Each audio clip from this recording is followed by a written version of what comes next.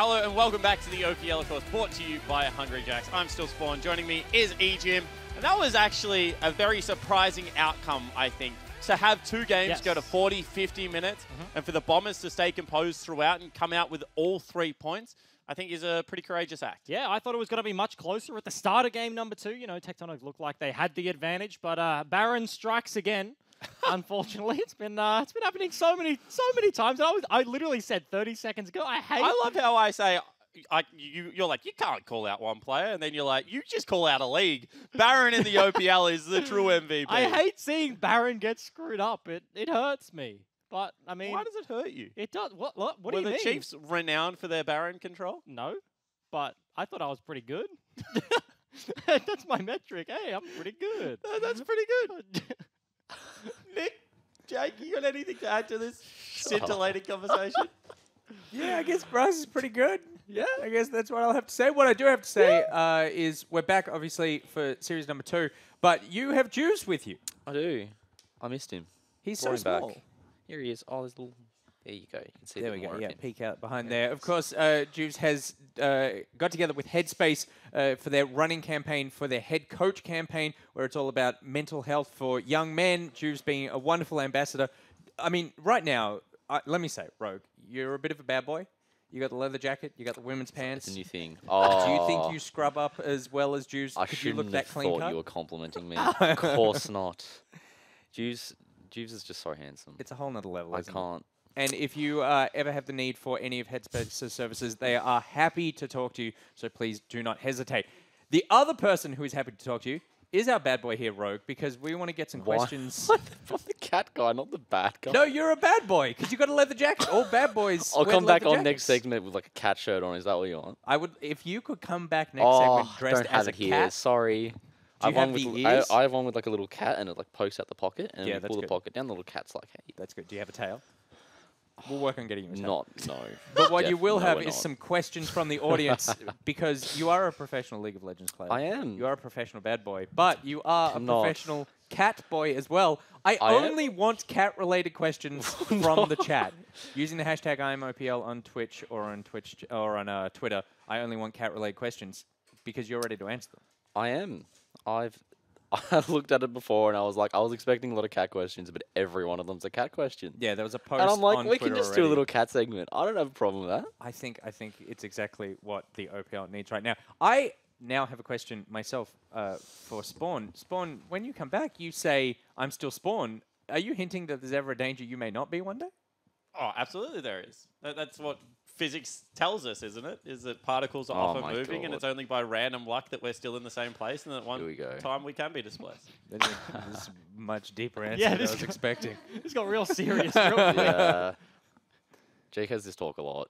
He goes on his rant about the universe. Really? Oh. Yeah. Oh. Moving gets on to real game 2 deep. is going to be the Chiefs Esports Club taking on Avant Gaming, and the Chiefs coming off a very impressive win versus Order last week.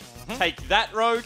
And Avant Gaming still looking to get their season together. It doesn't sting if it hurts you too. No, it does. I'm all about the double whammy. Okay, but I'll tell you what does sting, and the bad blood between these two teams, because I don't actually know where it started. But Chiefs and AV Don't get along. absolutely do not get along. Yeah, they've had some weird videos amongst each other as well, and the social media banter doesn't really seem to be banter when these two teams talk, especially the top laners. Yeah. Well, it's like, oh, you mean Pabu and Swiper? 'Cause Yeah. There's definitely like Swiper and Jake as well. Jake hits back every Yeah. now and again, but that's top to bot lane. Like there's a bit Captain of to captain, distance. though. Ah, that is true. Yeah, there's the link. It You found certainly it. is. Of course, starting off on the blue side, it is going to be the Chiefs Esports Club. Swiper is their top laner. Babip is their jungler. Eventually, the Kraken climb up. Roma in the mid lane. Raze and Destiny are their bottom lane. And Daruk is their coach.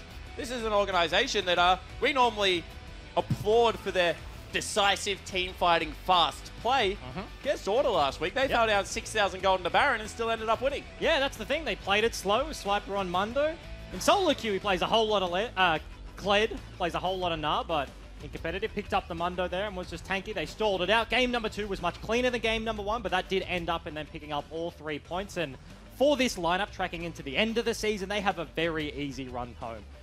Starting like off with today's game, obviously, but then they've got Mammoth, they've got Legacy Bombers. They don't have to play Order again or Direwolves again. So this is really where they need to start, just closing up their season. And Legacy and Mammoth both seem to be teams now in disarray. So going into this week, you would say, there are some, not 50-50 games because Chiefs should be winning these, but, maybe 60-40s, somewhere around there. But after the disappointing performance from both of those teams, you would say they are now heavily Chief favored. 100%. And they just want to continue ramping up towards the end of the season. They want to, I feel like at this point, like in this sort of situation about teams, it's showing versatility leading up into the gauntlet as you get later and later, like making teams scared of particular comps, like maybe show something weird this week and then you don't play it again for a couple of weeks. If it doesn't get patched out, things like that, then it's something that draft phase can give you advantages. So it's not just game to game, week to week, as we ask a lot of coaches like what their game plan is, but there is subtleties in League of Legends that you can kind of build over time. Certainly is. And we're going to get into the next lineup. It's going to be Avant Gaming, Pablo in the top lane, Prayless is their jungler, Frey in the mid lane, Darkside and Jake are their bottom lane, with Charlie Wraith being their coach. And this is an organization that we thought had turned the corner, Bryce. They took down Legacy. Game 1 versus Mammoth. Looked phenomenal. And then I don't know where it all went. Like my voice, it just kind of disappeared. It did. Game number 2 was a completely different story against Mammoth than game number 1. And the man on your screen right now, Darkside, tracking towards the end of the season, going back to traditional AD carries, has looked better. But AV overall, we were saying in previous weeks, like, they look like a punish team, but they're not just not winning the lanes to then play that sort of style. So it looks a bit of a mixed bag, and this is going to be a tough matchup for them into the Chiefs. And unlike the Chiefs, who have arguably the easiest run home, Yes. Avant Gaming, maybe the hardest run home, Bryce. Chiefs today, Order, Direwolves. They finish it off with Tectonic, but that's all 3 of the top 3 teams. That is, that's very difficult for a team that had a shaky start to the split. That's where all of their wins needed to come to. Otherwise, they're definitely punching uphill here, and it has to start today if they're going to make a run. Yeah, and one OCS top laner had a very famous placing for Avant Gaming going into this season, and it looked like they were going to avoid it. Now with the Bombers win, and with how rough the run home looks, could potentially still be slotting into that 8th place. Yeah, it's a bit of a disaster, and they just haven't made changes across the board. Bombers picked up Praedith. We haven't actually seen him on the OPL stage yet. Was Sleeping that played both games earlier on today and last week, but Tectonic as well now coming into the day. They ditched Johnny Cyclone and Value. They haven't actually had him play for the first 6 weeks, whereas AV sitting at a similar point in the ladder before today's game started, and they've just stuck with the same lineup, the same coaching staff, haven't really made any roster swaps here and there, so willing to just try and ride this one out. And it's strange because with the exception of Prayless, these aren't new teams. Frey's been around in the OPL for 3 years. Parbu's been around for as long as I remember. Only played professionally now for a year, but was playing during high school. Jake has been around for a very long time. So there were potential changes they could make, especially with some of the people running around in the OCS at the moment looking okay. The likes of Harry comes to mind and having a pretty good season so far, but Avant have stayed the course, and if it is going to turn around, it's not going to get easier than this. So we are into champions like Morgana, Swain, Pike taken away by the Chiefs, Talia, Nocturne, Aatrox banned away. Babip, one of your favorite junglers, getting a lot of respect there. It's going to be Rakan, Shen, as well as the Kindred picked up. And I feel like this is very dangerous from AV. To give over the blind pick Rakan into the Xayah, not taking that one away. I do want to say this is a very quick draft. AV locked in the Shen Kindred immediately, so they kind of knew exactly what Chiefs were going to go for. So obviously have a plan, but it's still very risky, giving Raze and Destiny, the self-titled most aggressive bottom lane in the OPL, Xayah Rakan. I think we should ditch the title, because I don't know if they are. I mean, I like saying it because I disagree with them as well. That's, like, every time you mention it, you have to say self-titled. Yeah, because no one else has said it. I think they're very good players. Yes. This team, the Chiefs across the board. They give themselves nicknames. Yes! They do the thing that's not cool. Swipe has given himself like 74 different nicknames throughout his career. It's Destiny. his persona, Bryce. It's yeah, just his persona. that's not a good excuse. Not a good excuse, unfortunately. For those that have never heard Swiper and haven't seen him on stream, just say it's just his persona over and over again. That's his excuse for just doing dumb shit. Whenever he screws up in game or like says something wrong, he's just like, oh man, that's just my persona. And it's like, you can't. There's nothing you can say to that. It's just a blanket statement like, absolve me of my sins completely. I did nothing wrong. It's going to be a Camille band away. Darius will join on the bench. I was going to say, I see a Galio and an aggressive top laner coming out in the near future here because Avant Gaming were the first team that ever really went at Swiper. They put him in like a 4-kill hole and couldn't win the game when they were playing Galio because they just went there probably 3 too many times. Didn't need to happen in that regard. And it might be actually a Gnar lock-in because Kennen is Swiper's answer to Gnar, and Parbo is a good Gnar player. Yep. You like that, Lodu? Yeah, he was the guy that picked up the Cull first pick and was trying to make a case for it. As you mentioned, Galio still up and available, was not banned away by either of these teams. And Chiefs, they do respect the Gnar. That one gets banned. But now they just pick Ornn into Mundo. And that suits Swiper. Or you have to blind pick mid into Ryoma, which if you're Frey, is very dangerous. Feels like a pretty bad time. AV have locked themselves into a very defensive bottom side. Of course, there's the flex of Shen, potentially. But you would think it will be going into Jake's hands with that Ezreal. That would be a pretty brave lock-in. This doesn't make sense to me. Okay. You can't pick Ezreal Shen, which is a very defensive lane, very self-sufficient. The goal of that lane is to get Shen into top lane. That's a weak side lane. And then pick a weak side top laner. Mid isn't a side, unfortunately. No matter how much I say mid. no matter how much I say mid side on this cast, it will never be true. And Frey's going to have a lot of work to do if Prayless is really going to have an avenue to play with. Shen kind of, as a support, has that one-time flash button where you can, even if you're getting shoved in with an Ezreal, he can dash forward, you can get a gank off, but without the flash, it is super hard, and that's a very beefy lineup with a whole lot of engage, and that suits the Chiefs. Yeah, I don't know if you can go Galio here. I think you need some more damage coming out. They are hovering it. Frey is a good Galio player. They have used it in the past to successfully tackle Swiper in the top lane, but do they go back for it? That's a better pick. Frey was one of the original mid laners that started picking up the Orianna, so he's just going to go back towards that one. I like that. Windwall and Orianna Ball have some shocking interactions between them, though. Some shocking interactions. I like that one. Sometimes it goes through, sometimes it doesn't. Yep. Depends on what angle you hit it. Jake actually hasn't gone for the man bun today. He had it on the bus this morning. I saw it. He did. But in all seriousness, I think the Chiefs drafts right now, if I ran into that in solo queue, I'd dodge. That is a very Chiefs draft. In a game that you get 5 bans, that is a good Chiefs. composition to end up with. Ornn, Rakan, Xayah, you know, things like that maybe. Ryom is the best Yasuo on the server by a long way. Oh, okay. By a country mile, from a country boy. By a very long way. Okay. That's a pretty big call. We'll be able to see it here. Obviously feeling very confident, goes for the Ignite in this matchup. Wow, we have another pointer. Joining Soul Strikes. Yep, joining Soul Strikes in the pointing club is Daru. Have to ask him about the newfound technique. Maybe that was the victory over Order last week. Maybe that was the secret they needed. Aaron's not a pointer. Yeah, maybe you need to get shoulder Choo-Choos to be a pointer. What's the success rate? I feel like Legacy's having a bit of a they're rough on the split. downswing, Yeah, to have a maybe he's been maybe now that there's 2 pointers, Daruk's been stealing his powers. Pointing power. Yeah, I like it. so it's like the decline of Legacy, and with Daruk, as he actually just walks into the room, hears this conversation, he's on the upswing. It's pretty cool. His microphone's not live yet. We will welcome Daruk to the test. We were talking about your pointing technique. And I hadn't seen you point at players before, as we are getting onto Summoner's Rift for game number 1 between Chiefs and Avant. Is the point, is it a passion thing? Is it when you're trying to send a very specific message? Were they doing something wrong? And you were like, no, stop that. Well, now I'm self-conscious about my hands. Actually, I've been pointing like since Rift Rivals. Okay. I guess the camera just never caught it or something. Did you learn, because Soul Strikes is the OG pointer in Oceania. Oh, is it? Did you learn it from him at Rift Rivals? Is that where it came from? No, I mean, I just, when we're at Tectonic, I was a bit nervous. I was stage shy a bit, so I was a little bit reserved, but usually I'm more expressive with my hands, I suppose.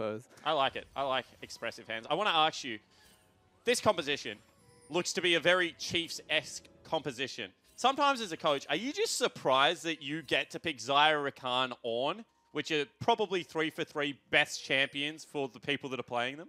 Yeah, I mean, we were literally saying this is a Chiefs comp when we got the draft. So who are we? And I was surprised, I guess, that we got all the picks that we essentially wanted. I think AV have a plan for that. I see some of the draft picks are kind of counter-engage focused, so I'm assuming that this went to their plans as well, I'd hope, anyway, for them. And can you speak to that towards a little bit? Obviously, AV at the start of this draft was very quick. They insta-locked the Shen, stuff like that, and obviously expected the Rakan into Xayah. Like, as a coach, how much of it goes into predicting what your opponents are going to do versus what you've just prepared throughout the week coming into game day? I mean, a lot of it is prep, right, in terms of respect, like what's their pick order, what do they like to play, what do they like to play against other teams. Obviously, it gets to a point where you're overthinking it. So you got to find that fine balance between what does this team do and what do we like to do. And so that dictates pretty much how we draft in every single set. And obviously, a very good win for you guys last week, taking down Order 2-0. Now going into what some would term an easy run home. Is this kind of, a double-edged sword where you're trying to keep the guys focused going into finals now that you have, 4 pretty easy games going into the back end of the season? No, I mean, yeah, I think there's going to be an issue of maybe some complacency, but like since I'm relatively new to the scene, I don't have as many preconceptions about the teams as I think some of the players do. Tectonic might have been 0-20 last split, well, they 2-0'd us, so that doesn't mean anything, right? Here. Thank you very much for that one. So, I mean, AV might be on paper a weaker team, but again, I think there's quite a bit of parity in the scene. We are not a perfect team. We will make mistakes, so if we're not playing on top of it, we can lose. And that's not related to the strength or weakness of either team. It's just who shows up when. I like it. Thank you very much for joining us. Best of luck in this series. And of course, Daruk, head coach of the Chiefs Esports Club. And I think that is the truest statement that anyone can make. As someone else, if you turn off nameplates in O's, sometimes you can get confused, Bryce. Sometimes the weaker team doesn't look like the weaker team on the day. I feel like that's just not an O's thing, watching NA, there's been more upsets than not in games that you have the expected winner, things like that. So the meta funnel comps coming in, majors in the bottom lane. Even watching the LCK at the moment. Yep, true. I mean, Pyrian has won 3 games in a row for SKT, and Faker is on vacation before Worlds. That is very interesting. Barbip doing a little bit of counter jungling in the top side is going to find a wolf and a lamb with double buffs. And just get scared away. Certainly is, and you can see a big camp lead right now for Praelis. We compliment Babip a lot, one of the up-and-coming junglers I think everyone would agree within the Oceanic region. And he is down at 10 CS hole. In a matchup where you expect the Kindred to be favoured, being favoured this early on definitely bodes well for Praelis. Of course, Babip just going to go back to his jungle and farm up some of the camps. The bottom lane start was pretty interesting. Of course, we talked about a little bit with Daruk as well, the drafting order. Ezreal, Shen, very early on were picked, and they've actually gone for the TP, so opting very heavily into the negative lane. They just want to play back, and they had to leash, whereas the Zyra Rakan actually got to start in the middle lane, and so Jake face checks the bush, taunts away, they lose priority level 1. And I am surprised, Ray to be down in CS, but this is the answer. You're just going to be able to pick up these few minions underneath the farm and be A-okay. I'm still surprised that he's only even in CS. Ezreal is a very good early laner, and the fact that you've got a Targons on Shen maybe makes a little bit of sense as Jake looking for a gank in the mid lane, going to come out of Fog of War now. Will Flash on top of him. However, there is no Ignite here, so it's going to still be a little bit hard. Flash over the top they go. That will be first blood, and the barrier will keep Frey safe. Yeah, they don't get 1-for-1. Summoner used by the Orianna keeps him alive, and they just go very early, very hard. Flashes used across the board. All 3 members now ending with 0 summoners between them. And AV, they commit to the play. They come up with the goods. That's the first blood. Very early onto the game. Certainly is, and Babip was looking for the stragglers, but they do the discipline thing and they walk back to the turret. And you have to respect it. It took 5 summoner spells, but a kill's a kill's a kill's a kill. Yep. But it also just shouldn't have happened. Zyra Rakan shoving in the bot side. They had priority. Eventually, they get shoved back in underneath the turret. Ezreal goes back, as you expect, to pick up a tier, and that's a very broadcast roam timing from Jake. Obviously, pulls the trigger, blows the flash early, so Ryoma can't reactive use his own. Holds onto the wind wall very late as well, but Chiefs, their bottom lane should have been able to call that one. It's a very broadcast play, and it ends up being successful for AV. And we heard about it at Rift Rivals, when King was like, yeah, we just didn't think a champion was going to do that. Well, when Ezreal backs away on first shop of a tier, you think everyone's going back to base. You think upgraded Targon's coming out, and they're going to abide by the rules of engagement that is League of Legends. Well, Jake throws that one in the bin, says, you know what, I'm going to come mid lane, I'm going to use all my summoner spells, and we're going to win. And Darkseid is just going to queue farm with Q, so he doesn't care that his support doesn't have summoners. Yep, that's the thing. He's very happy to just sit here, queue away, farm it up as much as possible. Level 6 is really the swing point when Destiny can start forcing onto an Ezreal. That is the nature of any Rakan matchup into an AD carry with a dash. very difficult to actually land the W without the initial charm. And even then, if Darkseid has Flash, he shouldn't die. Yep. Even if he gets forced on, Flash Ignite goes down, he should be able to Flash E away and be relatively safe in this matchup. Yep. Especially Dodge Field being one of the best abilities. As that actually lands there, and you can see the Trundle was in the wings. Both junglers kind of just waiting for a mid gank, predicting each other to go towards that mid lane. Summonerless on both sides of the map, of the matchup, and both of them hitting that level 6 mark. Were you surprised with how tall Trundle was in the cinematic? Yes, he's enormous. Yeah. Also, his mouth is just huge. It's Well, like I knew 3 that because times he bigger keeps than biting Ryze. me, but yeah, he's much taller than I thought. Yeah, It's like when you stand next to Kobe in real life. like the caster, Yeah. or like Kobe Bryant. Oh, Okay. like the caster. Kobe Bryant is very tall. Yeah. Works both ways. I don't know. I didn't know Kobe was that tall. He's like How 6'4". tall is he? Oh, that is tall. I think, no, maybe Jat's 6'4" and he's like 6'3", but they're all over 6 foot, the North American casting team. That's why you don't know any of them at all.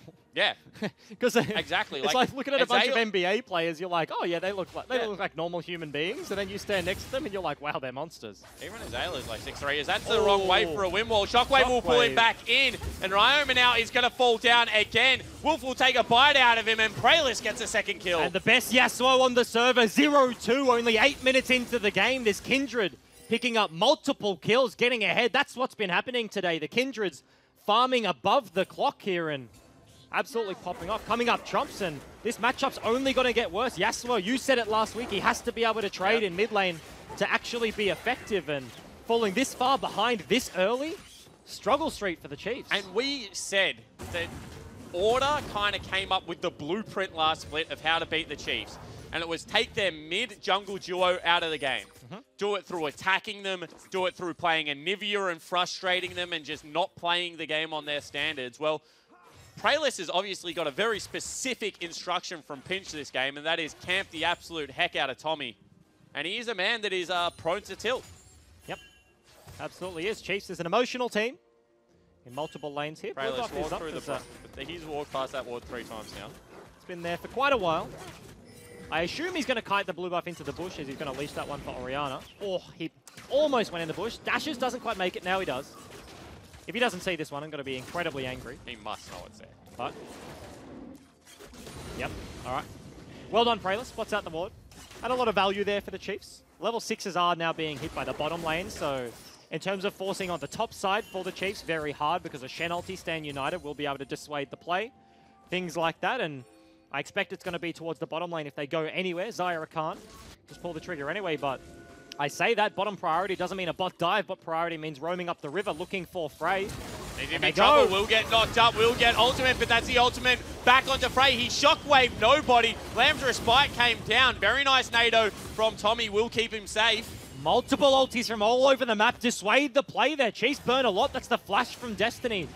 And only the barrier is the response. Jake taunts himself to safety over the However, wall. Babip also took a big chunk of damage. This is a fed Orianna at this stage of the game. So need to be a little bit more careful here.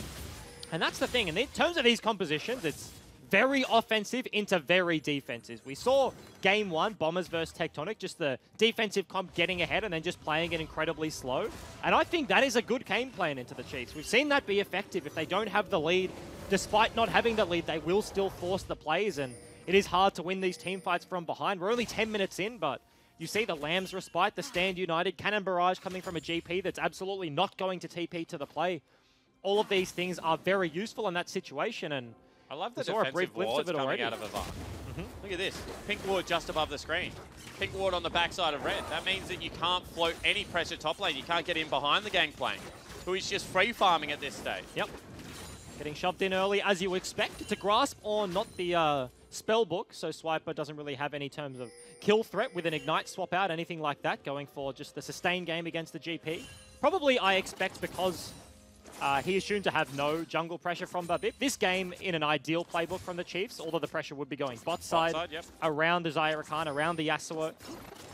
Praylist has been in this situation probably 5 or 6 times this game, where he's just sitting around the wings of middle lane, trying to contest, and it's got to Meanwhile, find Ryoma mid once lane, again. Ryoma again dodges out on the shockwave this time. Will Ooh. get the knock-up, will get the ultimate, will burn the flash out, and he's still going forward. Gets the 1v2 kill, gets the shot down. And an outplay onto the Kindred. No Lamb's Respite means he goes down to the ground. They fall down very easily, and turnaround play, if that continues to happen, that was a proactive play from AV, and Ryoma absolutely comes up with a victory there. Just outplayed him. Shockwave missed a second time. It can't keep happening if you're Frey. Got to be able to nail them. But without hard CC, I mean, Yasuo's just a slippery little sucker. Yeah, that is such a good ad. And that was such a good play.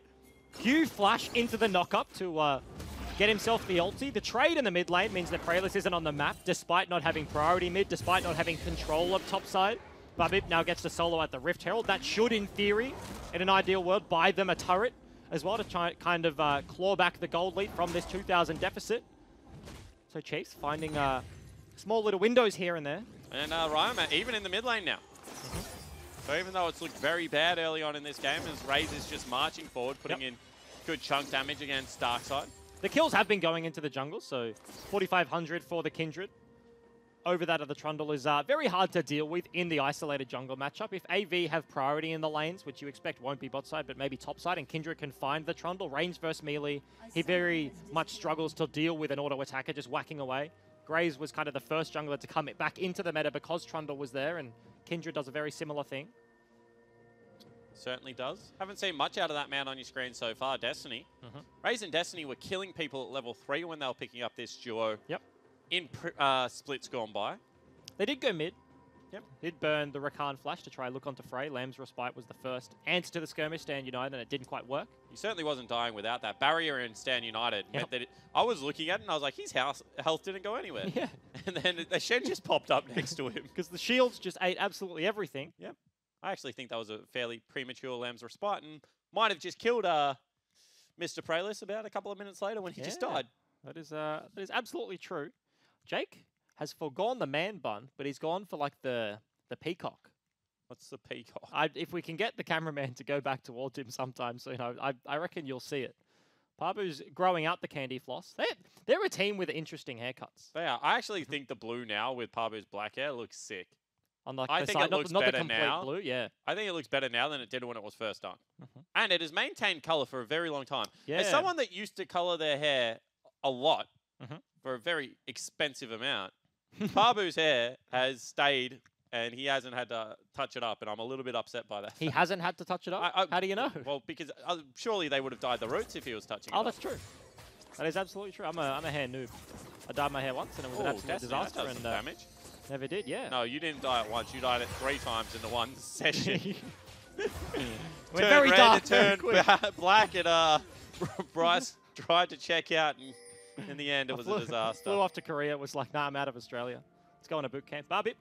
Now with the Rift Herald tracking towards the bottom side, this might be a very early drop, just looking to break the base. Attacking the Shen's lane is a lot of times the correct answer, and they're just going to drop it immediately. AV now know what's up, and can they break the turret though? Because there is still ultimate available from Pabu. Do they just drop it in response? I feel like absolutely. Half HP basically already. Cannon Barrage would clear out the minions, but Shelly is incredibly tanky, so would have had enough time to just sit there whacking away. 2 versus 3, there's no real way, and Ezreal can step up to even try and wave clear at that point. Okay.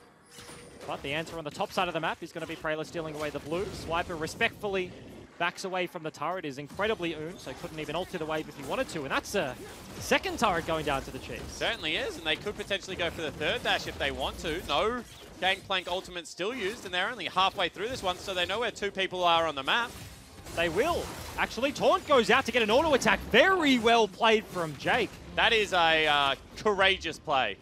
If that does not go well, you look like an idiot. Yep. But it went well, so he looks like a genius. They didn't see Destiny on any vision, so had to just make the read that he'd already backed away, started clearing away some of the wards, so they buy themselves basically half of the inhib turret. Probably wouldn't have meant much for the next 10 minutes, but tracking further into the game, those health pools on the turrets absolutely do matter. And it's still a 2,000 gold lead right now for Avant. Yep. So Chiefs will get a dragon behind the flow, and it will stay at the mountain. But still, very nice early game coming out of Avant Gaming. Absolutely. The play from Chiefs just there to force the split of the map is very good for Ryoma in the mid lane. It has allowed him some time. He's actually up in CS somehow in this middle lane matchup. Now has his PD, so is much better off in this mid lane matchup. And it meant that the Kindred wasn't around, because it's not Orianna that has been the problem. It's been the Roams, it's been the Lamb's Respite, the Stand United from Shen, stuff like that, that's been constantly ganking him every time he dashes forward in the lane. And the 1v1 is ultimately much better off.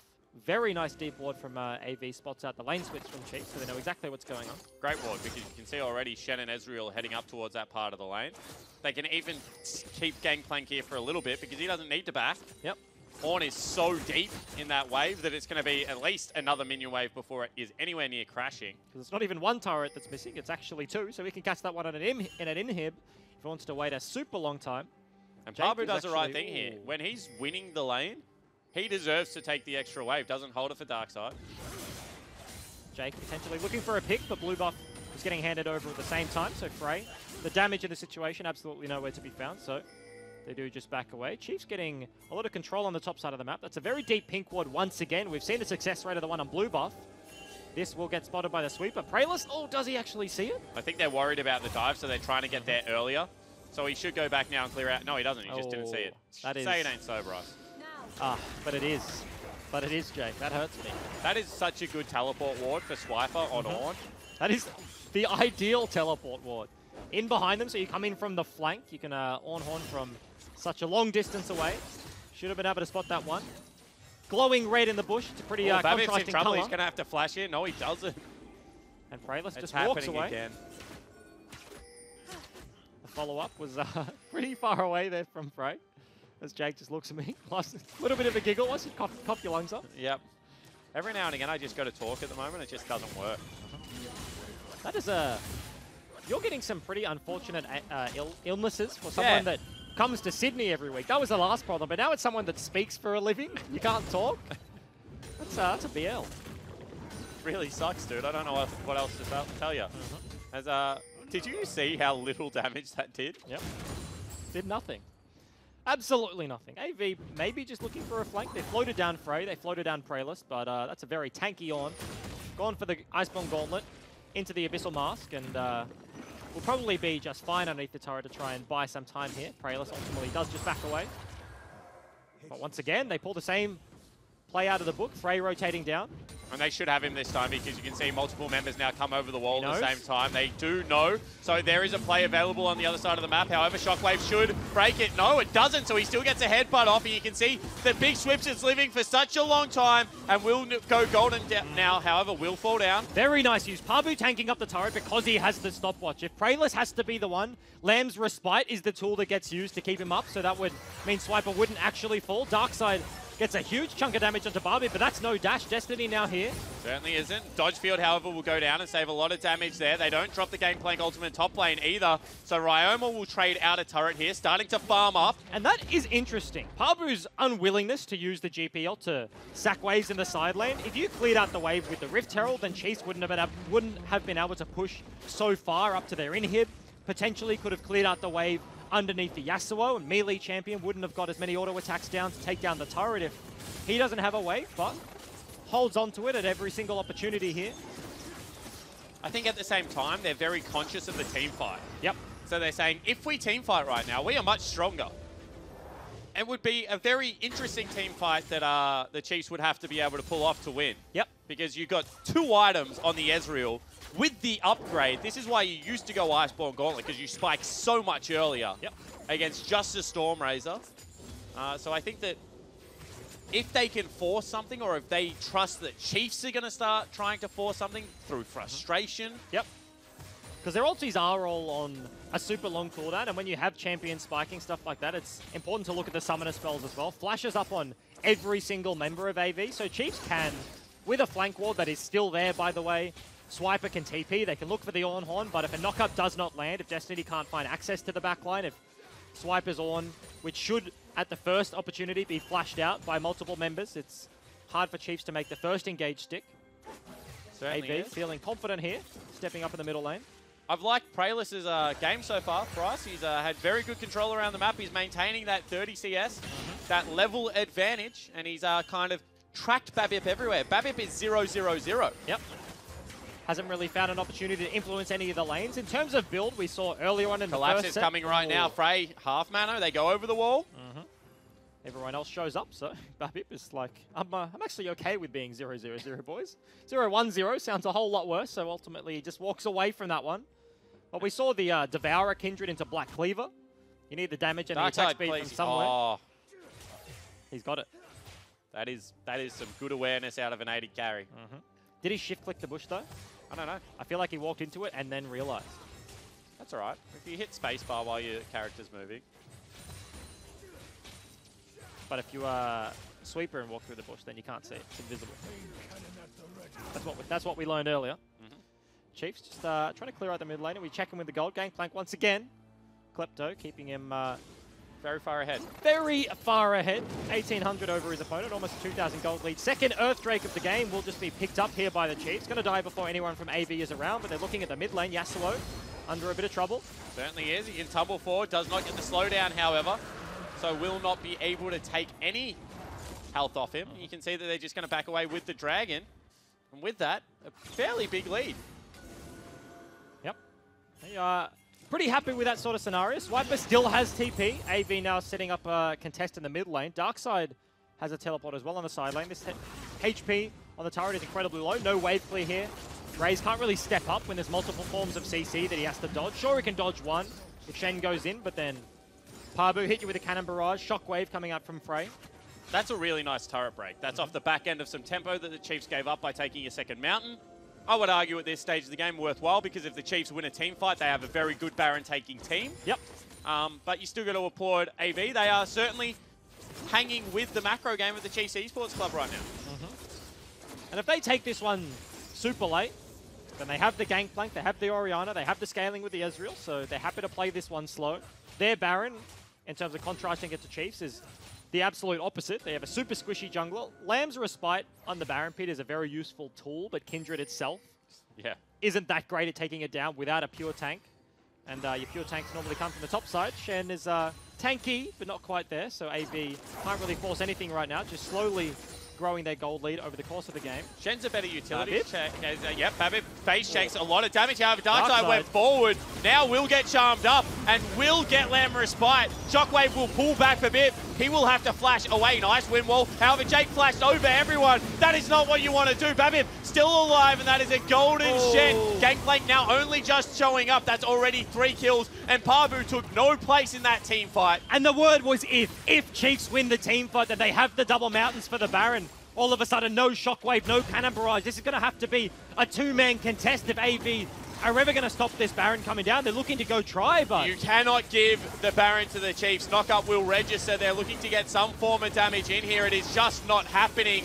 Will the steal come across? There is a lot of damage that can come out. Knockup is there, gets the flash out of Pabu, and a very good secure. And the extra value from the Chiefs. An easy Baron pickup, 5 versus 2. They get the flash from Gangplank as well, and that's it. From a gold deficit, now basically even across the board. 1,000 isn't all that much to scoff at, and AV through their entire lead with this engage. Darkside, it started off with him going forward, burning the E. Shockwave doesn't land onto carries, and Lamb's Respite was used very early on into the fight, so GP doesn't really do a whole lot. Very nice engage from Swiper. Lands up to the backside. They get Yasuo, and when AV don't have the tools to dissuade a team fight, when they get burnt early on an engage that wasn't really going to win the fight for the Chiefs, it just looks all out of sorts. Yep, they could have. Jake went in, he flash taunted to try kill a Trundle, who'd already popped his ulti, and it cost them dearly. Still, 1,500 gold up.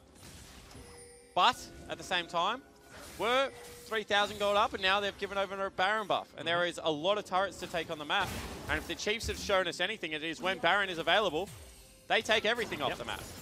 You have to commend Destiny at the start of that play. He was the one that landed the engage, burnt the flash incredibly early, looking for that pick on the dark side. Went very defensive, tabbies, frozen mallet. Oh, sorry, frozen fist, rather. Didn't need to flash. Yep. Got the Lamb's Respite out. Obviously, could have flashed, and then Lamb's Respite shouldn't have been used. But pretty inexcusable to use both of them. And Chiefs coming up with everything now. Baron on every single member. Of course, they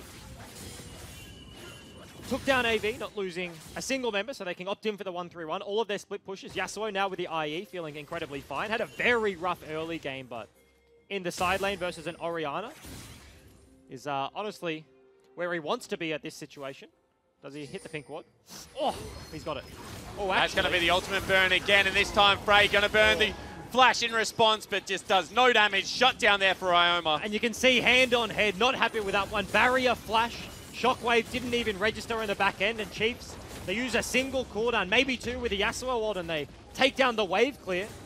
Pabu's really the only one that can clear out a wave on the other side of the map, but he's in the bottom lane, and Chiefs just going to break the base. They certainly are. When Wall comes out, Ryoma just keeping the creep wave healthy, and if Pabu doesn't back, the Praylists don't back, they just might go for it. They don't.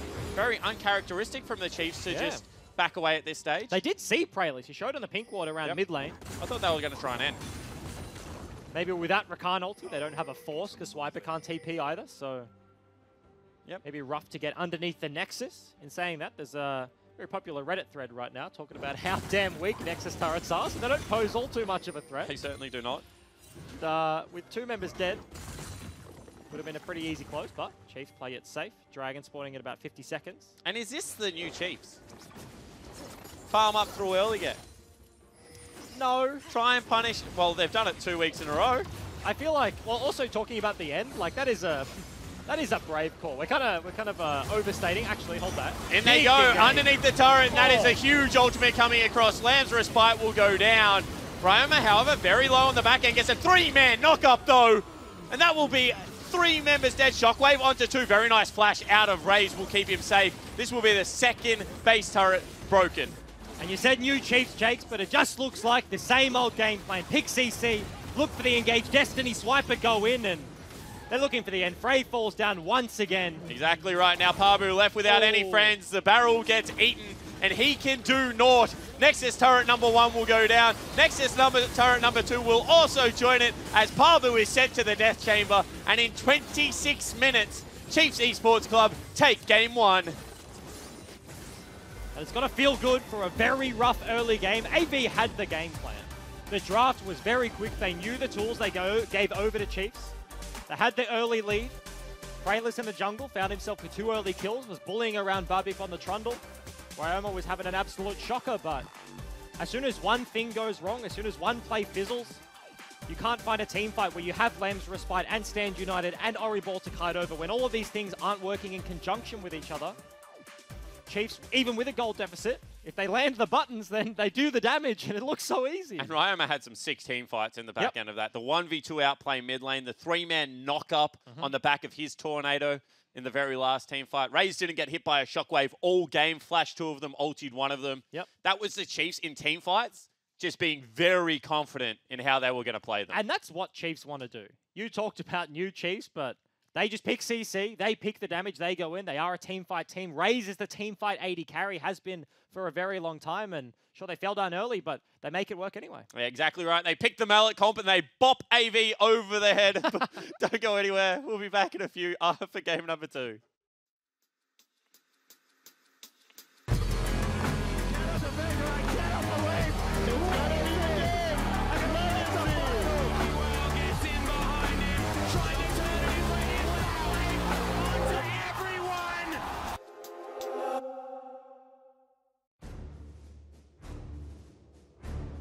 Today we're taking a look at Game 1 from Week 6, Bombers versus the Direwolves. Now I'm all for decisiveness. However, given the right set of circumstances, holding on to your buttons until they're absolutely necessary can be the winning play. And that is what we're diving into here. This is patch 8.13, and in the current climate, Mundo is one of the best blind pick tanks in the game. Direwolves lock him in very early into the draft, with 2 coverage bans, Aatrox and the Darius. Sleeping has absolute counterpick freedom, Alex for Jarvan, and when paired with the early gank potential of a Gragas, they should have pressure in the matchup. However, a greedy recall from Seb and some very nice early pathing from Schönfire leads to First Blood. This removes all of their threat, and the Mundo gets through lane phase unscathed. Because of this, Bio actually has priority in the matchup, shoving Sleeping into turret and forcing what from his perspective looks to be a recall out of his opponent. But Bombers go on the offensive, looking for a flank to pick on the unsuspecting Mundo. From Biopanther's perspective, he has lots to worry about. First of all, he's only on 40% HP. Jarvan has EQ combo plus Cataclysm. Gragas has his body slam and his ulti, and any CC landing means that Xayah can dish out the necessary damage and follow up with Blade Caller to continue the chain. All of this to account for, and he has only 3 tools to work with. The regen from his ult Sadism, his flash, and the stasis effect from Stopwatch. It's important at this point to take stock of the map. Direwolves are in a fairly good position to rotate here, with both of their bottom lane having access to TP, and Churnfire plus triple already floating towards the top lane. And it's here that the play begins. Popping Sadism early, whilst Xayah's TP is still channeling, creates more distance with the move speed, and allows him to get as much value out of the heal as possible over the course of the fight. Bio gets locked in the Cataclysm with Jarvan, but doesn't immediately blow his flash. Instead, trades back a boatload of damage. Dodging forward actually baits Tiger into kiting towards the left, meaning when he eventually flashes over the feathers to dodge the rip back, he's created even more space between himself and the AD carry. The last remaining threat to deal with is Seb's Gragas. Bio, still trying to escape, runs through the bushes to deny vision, leading to a clean dodge onto Seb's blind explosive cast. It's at this point Bombers have truly overcommitted, allowing TPs to start channeling and the rest of the Wolfpack to close in. Using his last remaining tool, the Stopwatch, to buy those precious few moments of safety. Immediately recognizing this, Biopanther flips the switch and starts going forward once again.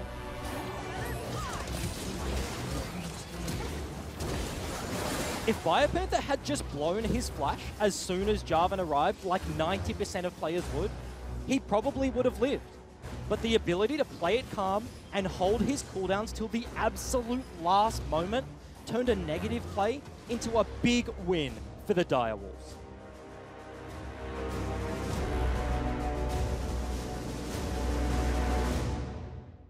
Flash over the top they go. That will be first blood, and the barrier will keep Frey safe. Shockwave will pull him back in, and Ryoma now is going to fall down again. Wolf will take a bite out of him, and Praelis gets a second kill. Well, mid lane Ryoma again dodges out on the Shockwave this time. We'll get the knock-up, we'll get the ultimate, we'll burn the flash out, and he's still going forward. Gets the 1v2 kill, gets the shot down. Shockwave will pull back a bit. He will have to flash away. Nice win wall. However, Jake flashed over everyone. That is not what you want to do. Babip still alive, and that is a golden shed. Gangplank now only just showing up. That's already 3 kills, and Parbu took no place in that team fight. That's going to be the ultimate burn again, and this time Frey going to burn the flash in response, but just does no damage. Shut down there for Ioma. In they go, underneath the turret. That is a huge ultimate coming across. Lamb's Respite will go down. Ryoma, however, very low on the back end, gets a 3-man knock-up though. Nexus turret number 1 will go down. Nexus turret number 2 will also join it as Parbu is sent to the death chamber. And in 26 minutes, Chiefs Esports Club take game 1.